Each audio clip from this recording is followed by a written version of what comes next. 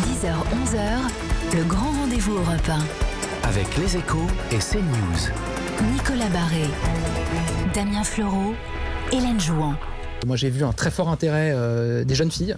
Avant qu'on lance les inscriptions, j'étais très marqué par des rencontres dans des établissements où il y avait beaucoup plus de filles que de garçons qui étaient volontaires. Et alors pourquoi elles ont des demandes particulières à travers cet engagement? Oui, déjà il y a une forme de, non pas de revanche, mais l'ouverture d'un dispositif qui remplace dans une certaine mesure un dispositif qui auparavant était réservé aux hommes.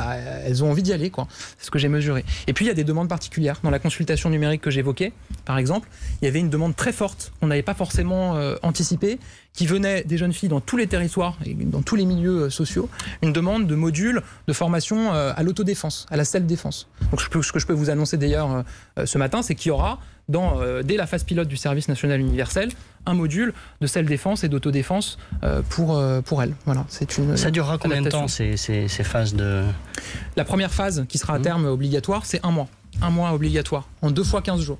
15 jours de cohésion, où les jeunes seront dans une autre région, avec des jeunes qui viennent d'autres régions, dans un lieu d'hébergement collectif, et où ils auront un certain nombre de modules sur la protection, par exemple, comment réagir face à une catastrophe naturelle très grave ou un accident très grave, comment on met en place un poste de secours, comment on intègre un poste de secours, comment prodiguer les gestes de premier secours. On est très en retard en France sur cette question. Les pays nordiques, il y a 80% de la population qui sait réagir. En France, c'est l'inverse. 80% de la population ne sait pas comment réagir face à une telle situation. Comment on se protège face à un attentat terroriste, comment on protège les autres.